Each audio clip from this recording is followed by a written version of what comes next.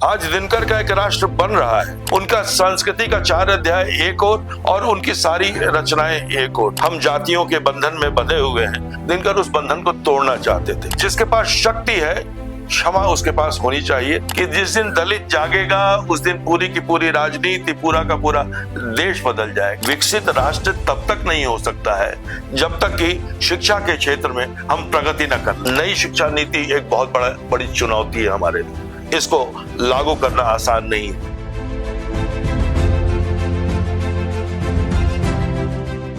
दिनकर की हुंकार से संपूर्ण राष्ट्र हुंकारित हुआ और उसी साहित्यिक धरती पर अपनी साहित्यिक ओजस्वी अंदाज में यहाँ के जनमानस को संबोधित करने के लिए आए। और हम सबों के लिए गौरव जिस महानुभाव के साथ हैं डॉक्टर सत्यकांत सर।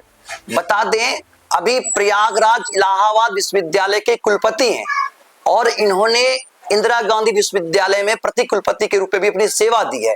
और आज हम लोगों के लिए सौभाग्य की बात है कि आज इनका सानिध्य हमें मिल रहा है और इनकी कुछ बातें हम आप तक पहुंचाएंगे। ये इंटरव्यू बेहद खास होने वाला है क्योंकि साहित्य से काफी लगाव और जुड़ाव रहा है इनका और बेगूसराय के संबंधी हैं और रहने वाले हैं विश्वामित्र की धरती बक्सर के, जो कि अपने आप में उनका एक पुराना इतिहास रहा है, समृद्ध इतिहास रहा है बक्सर का। सबसे पहले दिनकर जी के इस धरती पर हमारे पूर्वज है जिनसे हमारी पहचान है, हम सब की पहचान है, वहां आप आए सर, काफी अच्छा लगा, स्वागत है आपका। सर क्या कहना चाहेंगे, क्योंकि दिनकर जन्म उत्सव में आप शामिल हुए और आपने सभा को संबोधित किया, कैसा लगा यहाँ आकर के? मैं अपने को परम भाग्यशाली मानता हूँ, सौभाग्यशाली मानता हूँ कि दिनकर जी की इस पुण्य भूमि पर मुझे आने का मौका मिला।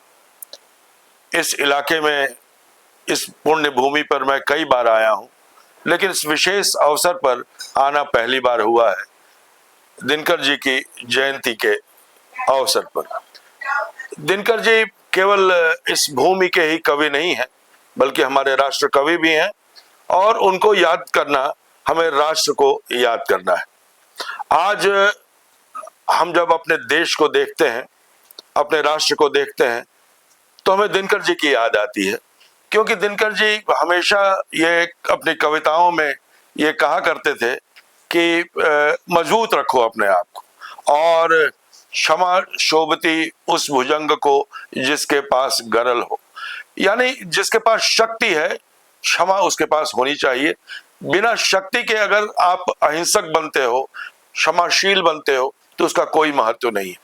आज के दिन में भी देख लीजिए, हमारी तरफ एक तरफ चीन बैठा है, एक तरफ पाकिस्तान बैठा है।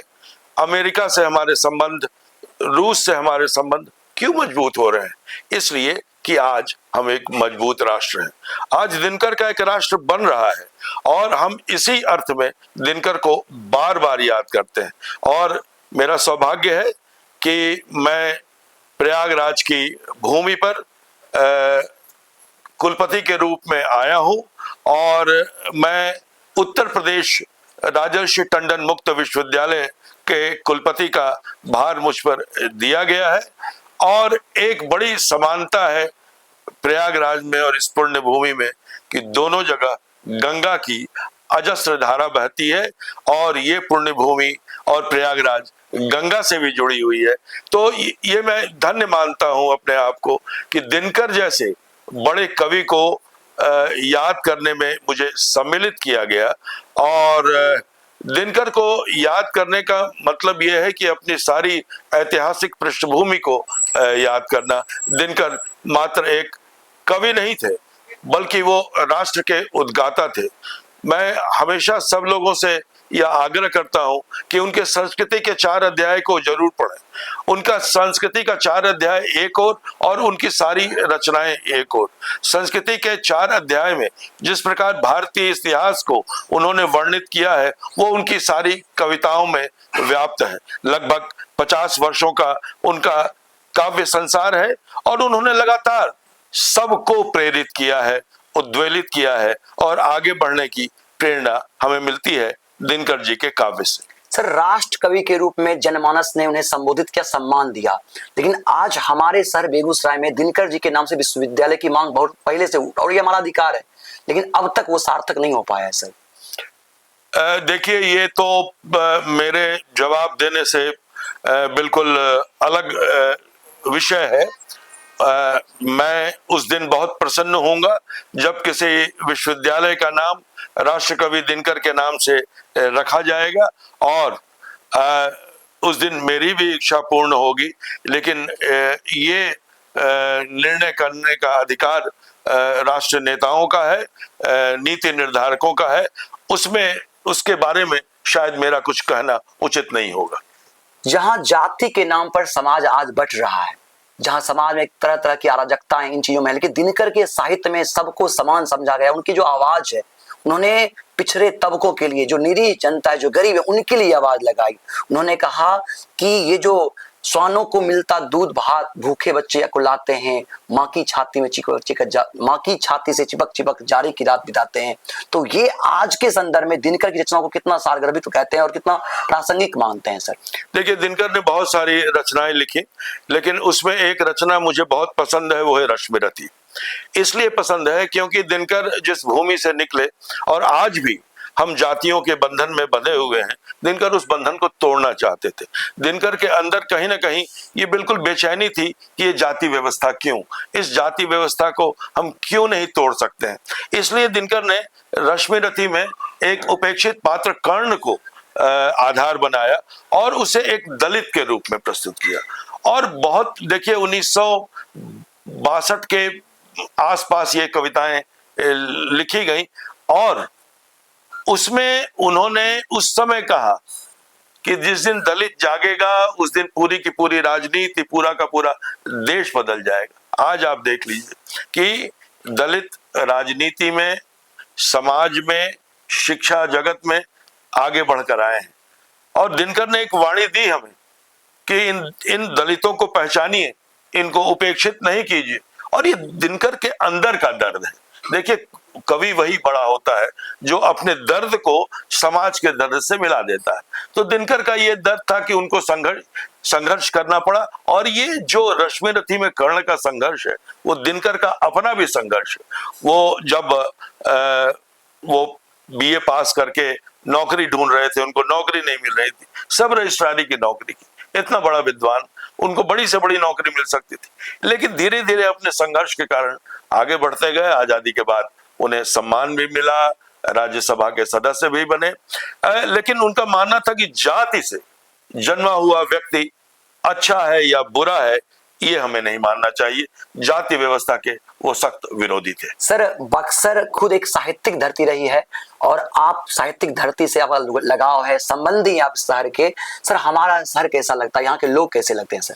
देखिए, बक्सर भी एक बहुत ही पौराणिक स्थान है, जहां पर पहली बार राम जी ने ताड़का का वध किया था। तो ताड़का के वध करने का मतलब ये है कि जो निगेटिविटी है, उस निगेटिविटी को खत्म करना, उस नकारात्मकता को समाप्त करना। और ये जो पूरी की पूरी बेगूसराय, बरौनी और ये सारा जो इलाका है, यहाँ भी मैं देखता हूँ कि सकारात्मकता बहुत ज्यादा है। और दिनकर जी तो इसके सिरमौर हैं ही। उनकी सारी कविताओं में यही सकारात्मकता मिलेगी, एक दृष्टि मिलेगी, जिस दृष्टि के आधार पर राष्ट्र को आगे बढ़ना है। सर, संजोग ऐसा है कि आज पंडित दीनदयाल उपाध्याय जी का भी जयंती है, और भारतीय समाज के लिए, राष्ट्र के लिए उनके योगदान को भुलाया नहीं जा सकता। संपूर्ण राष्ट्र उनका हमेशा ऋणी रहेगा। क्या कहना चाहेंगे आम जनमानस को उनके जयंती को लेकर के? देखिए, जिस प्रकार राष्ट्रकवि दिनकर भारतीय मानस के कवि हैं, उसी तरह दीनदयाल उपाध्याय भी भारतीय मानस के उद्गाता हैं, चितेरे हैं, और उनकी बात हमारे सामने रखते हैं। एकात्म मानववाद, देखिए, एकात्म मानववाद में वो ये कहते हैं कोई बड़ा नहीं है, कोई छोटा नहीं है। अगर इस समाज में छोटे और बड़े का अंतर समाप्त हो जाएगा तो निश्चित रूप से हमारा समाज एक प्रगतिशील समाज बनेगा, हमारा समाज विश्व गुरु बनेगा। और ये जो विश्व गुरु बनने की जो प्रेरणा है, वो मुझे ऐसा लगता है कि जो हमारे महाकवि थे रविन्द्रनाथ टैगोर, जो हमारे बड़े विचारक थे विवेकानंद, उनसे ये परंपरा चली आ रही है और वही परंपरा एकात्म मानववाद के रूप में फली है, फूली है। और सबसे बड़ी बात कि वो जनमानस तक पहुंचना चाहते थे, वो जनता तक पहुंचना चाहते थे, जनता को समझना चाहते थे।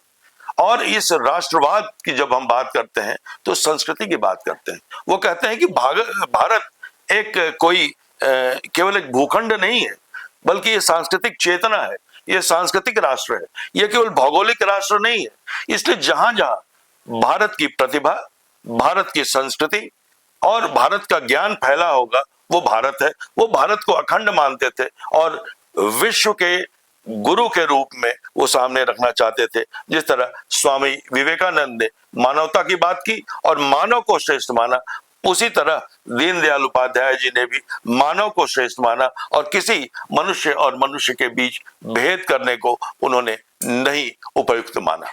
दशकों से सर शिक्षा की अलख जला करके आप क्रांति ला रहे हैं समाज में। समय के साथ आपने बदलते समाज को देखा है, छात्र को देखा है, युवा को देखा है, समाज को देखा है। तो आज के इस संदर्भ में हमारे भारत को कहां देखते हैं आप? देखिए, शिक्षा के क्षेत्र में भारत को अभी बहुत कुछ करना है। खासतौर पर जिस विश्वविद्यालय में मैं काम करता था, इंदिरा गांधी राष्ट्रीय मुक्त विश्वविद्यालय में, और आज जिस विश्वविद्यालय में काम करता हूं, उत्तर प्रदेश राजर्षि टंडन मुक्त विश्वविद्यालय, इन विश्वविद्यालयों का उद्देश्य है जन जन तक पहुंचना और ये सबसे जरूरी है।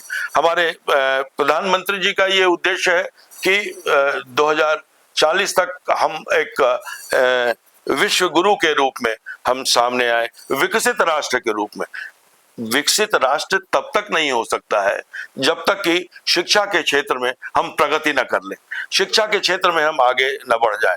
तो सारे जितने भी विश्वविद्यालय हैं, जितने भी विद्यालय हैं, जितने भी महाविद्यालय हैं, सबको निश्चित रूप से आगे बढ़ के एक साथ मोदी जी के सपनों को पूरा करना पड़ेगा। ये मोदी जी का एक व्यक्ति का सपना नहीं है, ये पूरे राष्ट्र का सपना है कि हम विश्व गुरु बने।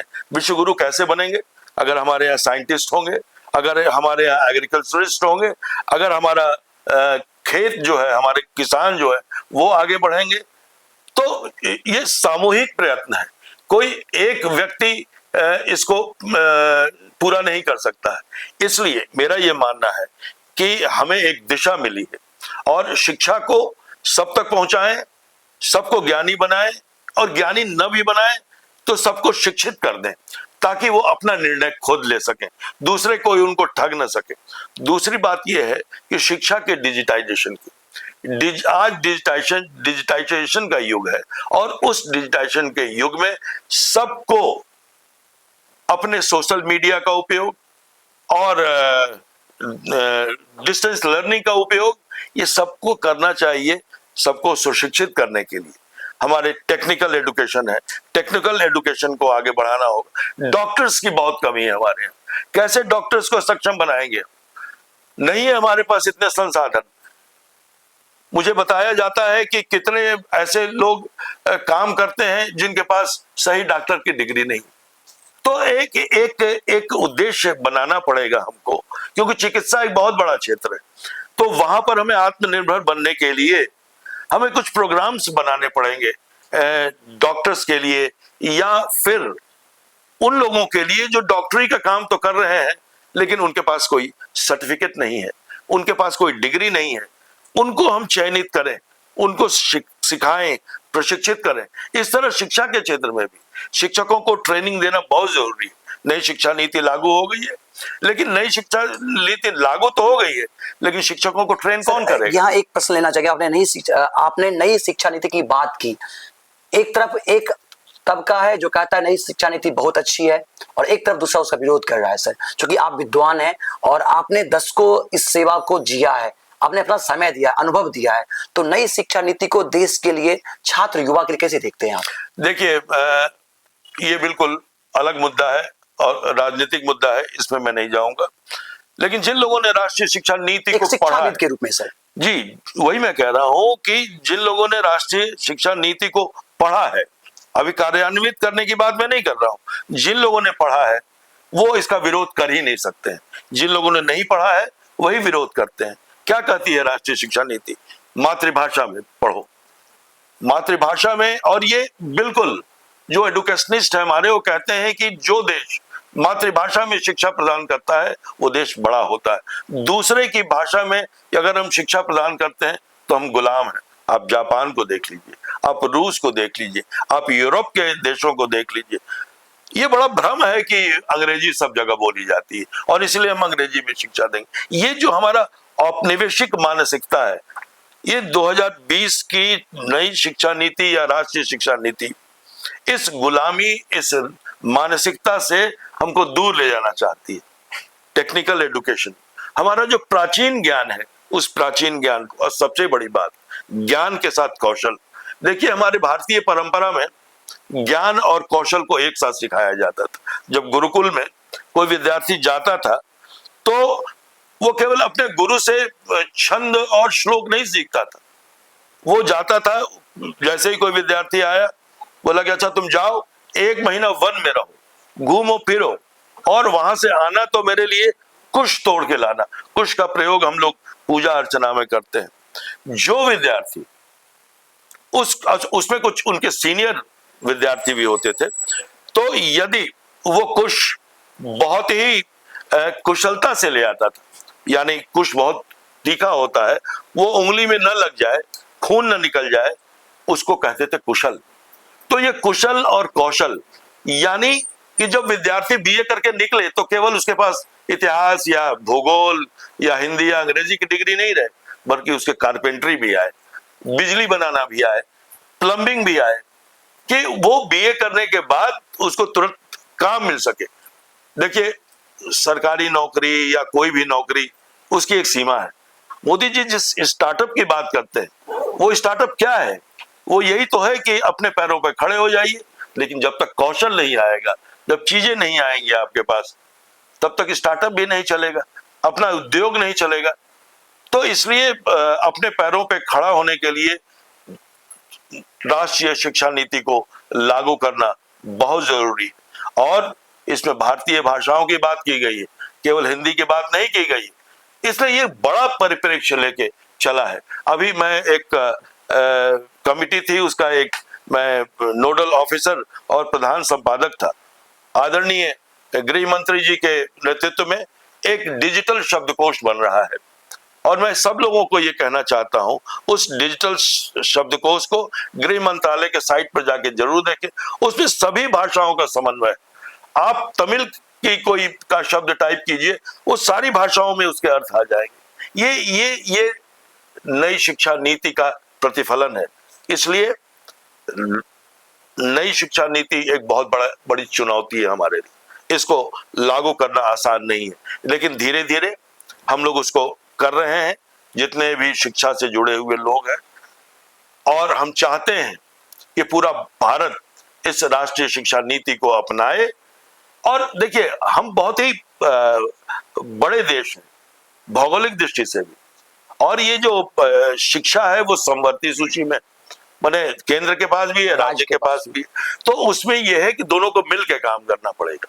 देखिए इसमें मतभेद केवल ये हो सकता है कि हमारी अपनी, मान लीजिए कि संस्कृति है, हम उस, तो मैं ये कहता हूं कि आप अपनी संस्कृति को पढ़ाइए, उसमें आप अपने आसपास की चीजों का ज्ञान दीजिए विद्यार्थियों को। मान लीजिए तमिलनाडु में तमिल भाषा पढ़ाइए, हिंदी प्रदेश में हिंदी पढ़ाइए, पंजाब में पंजाबी पढ़ाइए, और वहां के कल्चर से लोगों को परिचित कराइए। तो जो ये आदान प्रदान होगा, वो आदान प्रदान से देश का विकास होगा और एक सामाजिक संस्कृति का विकास होगा, और तभी एकात्म मानवतावाद भी प्रतिफलित हो सकेगा।